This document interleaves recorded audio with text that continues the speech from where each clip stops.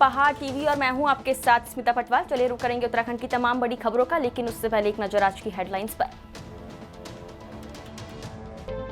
Cabinet के फैसलों पर कांग्रेस की प्रतिक्रिया आई सामने, सरकार पर चुनाव आचार संहिता के उल्लंघन का लगाया आरोप। सेलाकुई पुलिस के हत्थे चढ़ा शातिर वाहन चोर, पूर्व में वाहन चोरी की वारदात में जा चुका है जेल। दूधली के दूधा देवी मंदिर में शातिर चोरों ने चुराई मंदिर की 4 प्राचीन मूर्तियां, चोरों की तलाश में जुटी पुलिस। काशीपुर में टाटा कंपनी के नाम पर बेचा जा रहा 25,000 पैकेट नकली नमक बरामद। मसूरी में मजदूर का आवाज तोड़े जाने पर मजदूरों ने पालिका अध्यक्ष और प्रशासन के खिलाफ खोला मोर्चा। डोईवाला नगर पालिका क्षेत्र के राजीव नगर और केशवपुरी बस्ती के मुख्य द्वार पर अब स्वर्गीय मांगे राम अग्रवाल स्मृति प्रवेश द्वार के साथ मूर्ति और पार्क बनाने के लिए कल उत्तराखंड के शहरी विकास, संसदीय कार्य मंत्री और वित्त मंत्री प्रेमचंद अग्रवाल ने प्रवेश द्वार की नींव रखकर शिलान्यास किया। कैबिनेट मंत्री प्रेमचंद अग्रवाल ने अपने पिता स्वर्गीय मांगे राम अग्रवाल को याद करते हुए कहा कि पिताजी के द्वारा की गई जनसेवा से आज हजारों परिवारों को छत मिली, तो वहीं तमाम लोगों को रोजगार देने का काम भी पिताजी ने किया था। कैबिनेट मंत्री प्रेमचंद अग्रवाल के पिता स्वर्गीय मांगे राम अग्रवाल के नाम पर प्रवेश द्वार गेट बनाने के लिए पूर्व में मंत्री रहे त्रिवेंद्र सिंह रावत ने घोषणा की थी, जो आज पूरी हो रही है।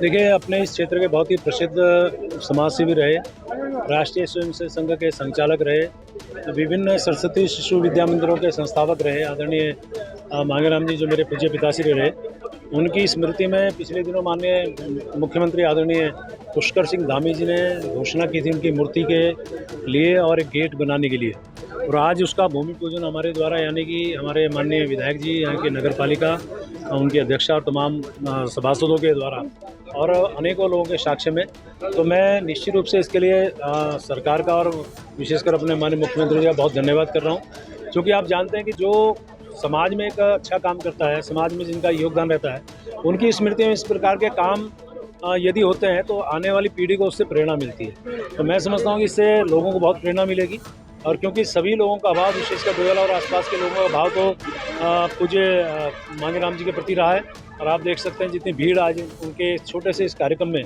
और बहुत शॉर्ट नोटिस पे इतनी भीड़ ये दर्शाती है कि उनका प्यार अभी भी मांगेराम जी के उन कार्य के प्रति है, उनके प्रति कृतज्ञता ज्ञापित करने के लिए लोग आए। मैं सभी का धन्यवाद भी कर रहा हूँ, और निश्चित रूप से काम बहुत समय पे पूरा हो, क्वालिटी वाला हो, ये मैं अपने यहाँ के नगर पालिका के अधिकारियों से भी कह रहा हूँ। क्योंकि मेरा शहरी विकास के अंतर्गत ये कार्य हो रहा है, तो स्वाभाविक रूप से मेरी जिम्मेवारी बनती है कि काम भी ठीक हो और समय भी पूरा हो। सर, आपने कहा कि चारधाम यात्रा में जो माननीय मुख्यमंत्री जी की घोषणा थी, उसमें 2 काम हमारे स्वीकृत हैं। तो ये जो एक गेट का निर्माण यहाँ पे होना है, उसकी लागत 14 लाख के आसपास है, और जो यहाँ पर ये पार्क और यहाँ पे एक मूर्ति की स्थापना होनी है, वो 35 लाख रुपए के आसपास का हमारा काम है।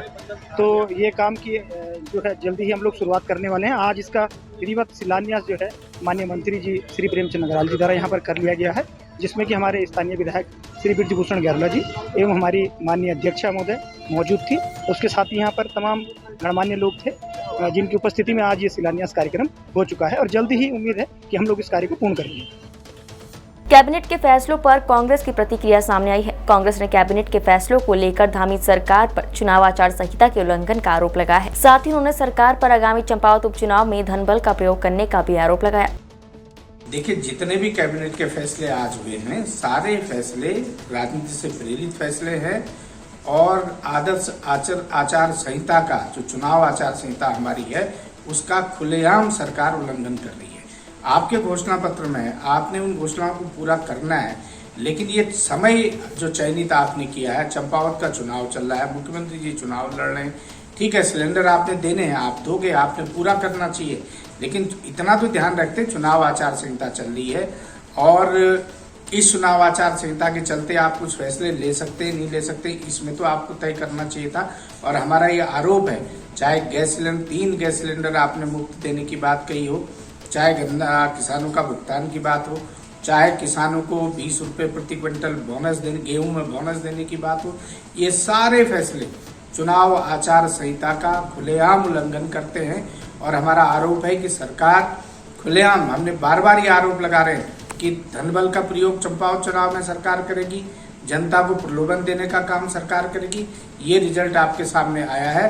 सरकार ने कैबिनेट में गैस सिलेंडर 3 गैस सिलेंडर मुफ्त देना और गन्ना किसानों के भुगतान की बात, और दूसरी बात किसानों को 20 रुपया जो राहत देने की बात है, अनुदान देने की बात है, जो बोनस देने की बात आपने प्रति क्विंटल कही है, ये खुलेआम चुनाव आचार संहिता का उल्लंघन है। हमारा चुनाव आयोग से मांग है वो इसका संज्ञान ले और इसमें निश्चित रूप से चुनाव आयोग कार्रवाई करे। ये आदर्श आचार संहिता का उल्लंघन कहीं नहीं है। घबराई हुई, बौखलाई हुई, सरेंडर्ड कांग्रेस, बीजेपी के चंपावत से जो हमारे प्रत्याशी हैं मुख्यमंत्री पुष्कर सिंह धामी जी, ये बौखलाहट है उनके खिलाफ कि वो चुनाव जो है इतने बड़े मार्जिन से जीतने वाले हैं कि आज के कैबिनेट निर्णय को कांग्रेस आदर्श आचार संहिता का उल्लंघन मान रही है। हमारे चुनाव घोषणा पत्र में ही पहले दिन से घोषणा पत्र, दृष्टि पत्र और हमारा जो भी हमने कहा था आज हमने उसको इम्प्लीमेंट किया है। पहले भी ये कहा था सिलेंडर पे अगर हम जो है 3 मुफ्त सिलेंडर दे रहे हैं, अगर हम जो है गन्ने का शीघ्र भुगतान की बात कर रहे हैं, अगर आप गेहूं पे 20 रुपए प्रति क्विंटल बोनस दे रहे हैं, तो ये तो हमारे दृष्टि पत्र, चुनाव घोषणा पत्र में पहले ही सही था और ये पूरे स्टेट के लिए हुआ है।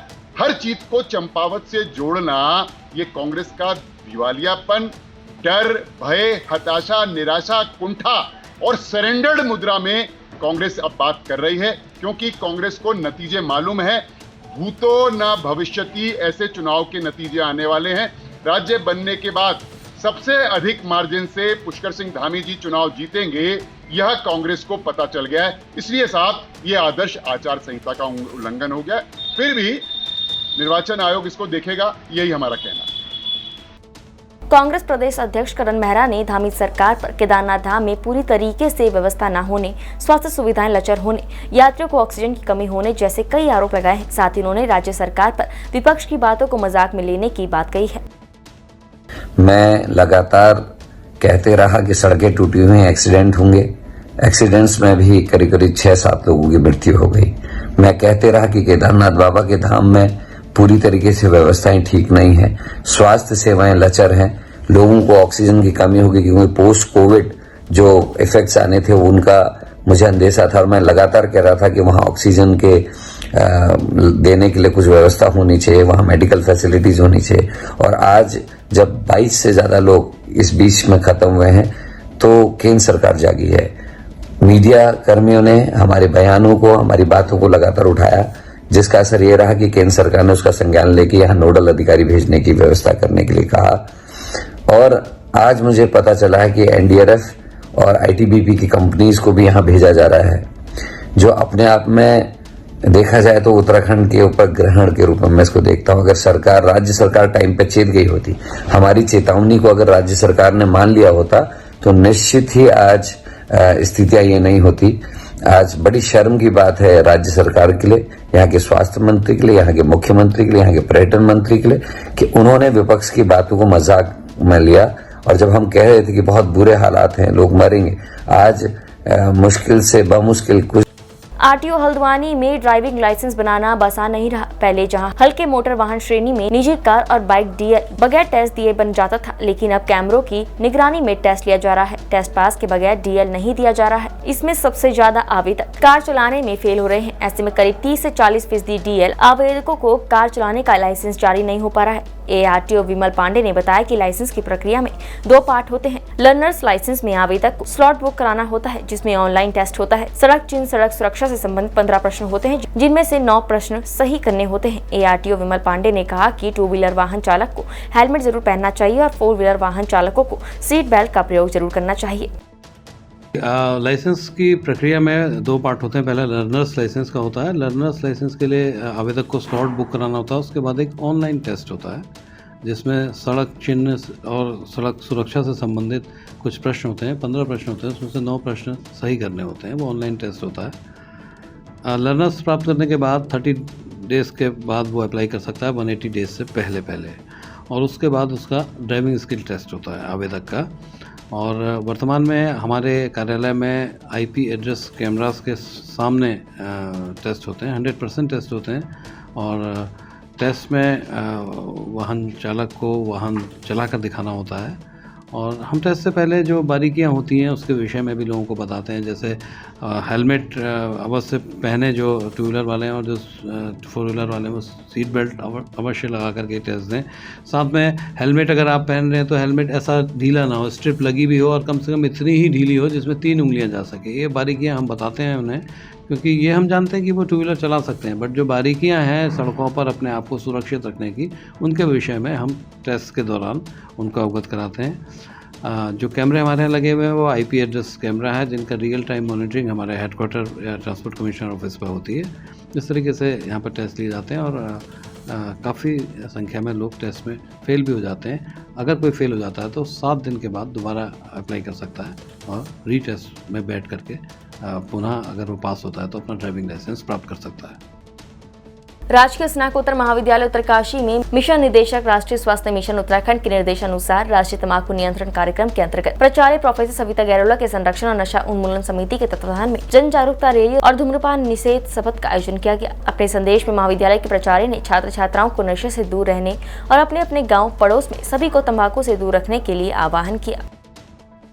गरुड़ क्षेत्र में सीओ बागेश्वर की अध्यक्षता में एक बैठक का आयोजन किया गया, जिसमें गरुड़ बाजार के व्यापारी भी सम्मिलित रहे। गरुड़ पहुंचे सीओ बागेश्वर शिवराज सिंह राणा ने जानकारी बताया कि उच्च अधिकारियों के निर्देश पर इस CLG बैठक का आयोजन क्षेत्रांगत समस्याओं की जानकारी से अवगत होने के लिए किया गया था। जी, आज यहाँ पर मैंने CLG बैठक ली है। जैसे हमारे अधिकारियों के भी निर्देश हैं कि हम समय समय पर CLG बैठक लें। यहाँ पर हमने सभी प्रबुद्ध वर्गों को बुलाया था, जिसमें व्यापार संघ के थे, टैक्सी के थे और हमारे भूतपूर्व सैनिक भी थे और गांव से भी हमारी महिला प्रधान और अन्य लोग यहाँ पर आए थे। सभी ने अपना अमूल्य समय दिया। तो सबसे पहले हमने उनकी समस्याएँ सुनी और उसमें कई समस्या हमारे विभाग से अलग थी, लेकिन हमने उन्हें ये आश्वासन दिया कि हम संबंधित विभाग को बता करके उनकी जो भी समस्याएं बताई गई उनका निराकरण करेंगे। और उसके बाद हमारा मुख्य ये था कि जैसे आजकल यात्रा सीज़न चल रहा है, इसमें उत्तराखंड में और जो कि ये हमारा बद्रीनाथ की तरफ भी यहाँ से काफ़ी लोग जाते हैं। हमारा मुख्य उद्देश्य ये है कि हमारा ट्रैफिक जनमानस अच्छा रहे, जो कि जो पर्यटक आते हैं अच्छा संदेश जाए। उसके अलावा मैंने सभी लोगों को यहाँ पर साइबर अपराध, क्योंकि इस समय साइबर अपराध पूरे भारत नहीं पूरे विश्व में प्रबल एक समस्या है, उसके संबंध में डिटेल में बताया कि किस तरह से साइबर अपराध से बचा जा सकता है और जागरूकता के समय में। और 1930 एक हमारा नेशनल साइबर नंबर है, उसके बारे में लोगों को बताया। उसके बाद हमने नशे के संबंध में बताया कि नशे से हम कैसे दूर रह सकते हैं और विशेषकर नवयुवक जो हमारे इस समय स्मैक जैसे नशों के आदी हो रहे हैं। और इसके संबंध में महिला अपराध के संबंध में कि महिलाओं से कैसे हम व्यवहार करें और जिससे हमारी महिलाएं सुरक्षित महसूस हों। और इसके पब्लिक आय उत्तराखंड ऐप के बारे में सभी को अवगत कराया और इसका और CM हेल्पलाइन के बारे में भी बताया कि आपकी कोई समस्या है तो वह CM हेल्पलाइन के माध्यम से ज़रूर सुनी जाती है, उनका निराकरण होता है। हरिद्वार में सालों से हुए अतिक्रमण पर CM धामी का बुलडोजर कहर बरपा रहा है। यहाँ के ज्वालापुर हर की पैड़ी मुख्य मार्ग पर भारी पुलिस बल की मौजूदगी में सिटी मजिस्ट्रेट और CO सिटी ने दूसरे दिन भी अतिक्रमण हटवाया। अतिक्रमणकारियों ने यहाँ सालों से आधी सड़क कब्जा रखी थी। जिला प्रशासन बुलडोजर के साथ यहाँ पहुंचा। राजनीतिक रसूख वाले व्यापारियों ने विरोध भी किया, पर किसी की एक न चली और फिर बुलडोजर ने यहाँ अतिक्रमण पर कहर बरपा दिया। सिटी मजिस्ट्रेट के अनुसार बुधवार को हर की पैड़ी से देवपुरा चौक तक और देवपुरा चौक से ज्वालापुर कोतवाली तक ये अभियान चलाया गया है, जिसे जारी रखा जाएगा और हर सप्ताह 3 दिन बुधवार, गुरुवार और शुक्रवार को यह अभियान चलाया जाएगा। हाँ, जिलाधिकारी महोदय के निर्देश पर पूर्व में ही चूँकि 20-25 दिन पहले से कार्य चिन्हीकरण का चल रहा था।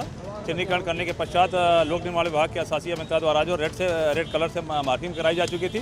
तो कल हम लोग इसी क्रम में 11 बजे से हर की पैड़ी पुलिस चौकी से लेकर के और देवपुरा चौक तक जो है अतिक्रमण हटाने की कार्रवाई हमारे द्वारा की गई थी। और उसी क्रम में आज दूसरा दिन है और आज हम जो है ज्वालापुर थाने तक जा रहे हैं, देवपुरा चौक से ज्वालापुर थाने तक। और जितना भी अतिक्रमण है हमारी सड़क पर उसको जो है ध्वस्त करने की कार्रवाई कर रहे हैं। सर, अतिक्रमण जैसे जैसे आगे जा रहा है, पीछे के व्यापारी दोबारा से अतिक्रमण करते हैं, उसको कैसे रोका जाएगा और भविष्य में ये कैसे खत्म होगी? आप देखेंगे कि आज हम जब लौटेंगे अभी यहाँ ज्वालापुर थाने से वापस, तो फिर हर की पैड़ी तक हम जाएंगे और पुनः अगर किसी ने किया है तो उसको फिर से ध्वस्त करेंगे।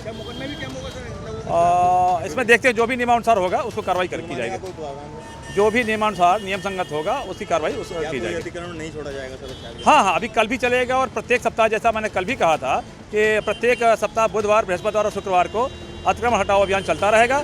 और चूँकि निरंतर चलेगा, इसलिए मुझे उम्मीद है कि अतिक्रमण हटाओ अभियान में हम सफल रहेंगे। सर, समय समय पर अतिक्रमण हटाओ अभियान तो चलता है, लेकिन इसकी मॉनिटरिंग नहीं की जाती है, तो इसके लिए भी क्या कुछ नहीं, हम लोग निश्चय किया है जो कि प्रत्येक सप्ताह करेंगे और 3 दिन करेंगे। पहले क्या 1-2 दिन होता था लेकिन फिर रुक जाता था, तो चूँकि प्रत्येक सप्ताह करेंगे और ये 30 जून तक हमारा जारी रहेगा।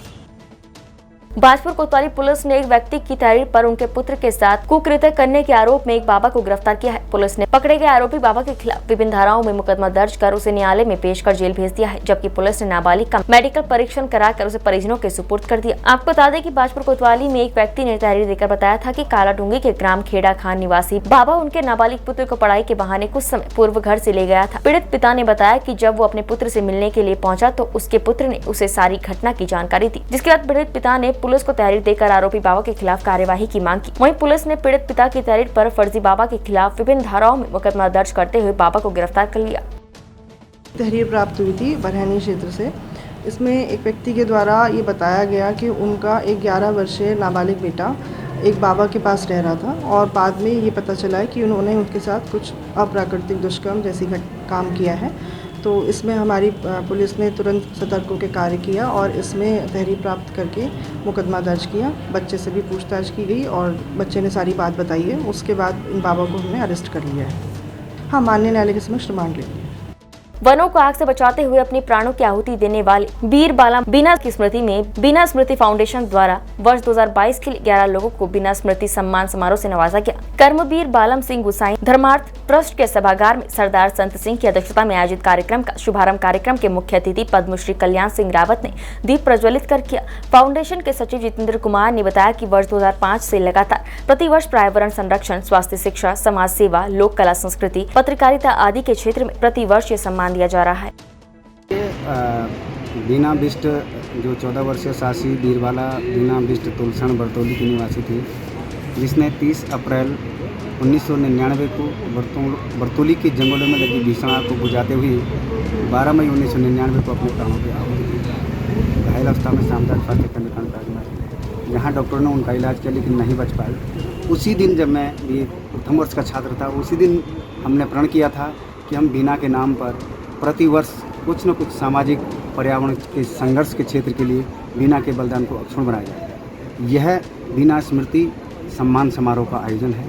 2005 से हम लोग बीना स्मृति फाउंडेशन कर्णप्रयाग जनपद चमोली की स्थापना कर पर्यावरण, स्वास्थ्य, शिक्षा, पत्रकारिता, समाज सेवा के क्षेत्र में पुरस्कार लेते हैं। आज जो हमारे ये 11 लोगों को जो बीना स्मृति सम्मान दिया जा रहा है, वो कहीं ना कहीं अलग अलग क्षेत्रों में जो अपनी सेवाएं दे रहे हैं। कुछ हमारी सरकारी सेवा में हैं और कुछ हमारे जो है समाज सेवा के लिए सम्मान दिया जाता है।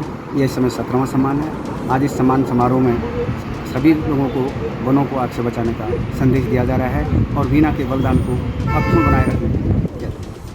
विकासनगर के सिलाकुई पुलिस के हत्या चेकिंग के दौरान एक शातिर वाहन चोर चढ़ा है, जिसके पास से चोरी की एक्टिवा और मोटरसाइकिल बरामद हुई है, जिसके बाद पुलिस ने संबंधित धाराओं में आरोपी के खिलाफ मुकदमा दर्ज किया है। आपको बता दें कि शातिर चोर पूर्व में वाहन चोरी की वारदात में जेल जा चुका है और वो जमानत पर बाहर आया था।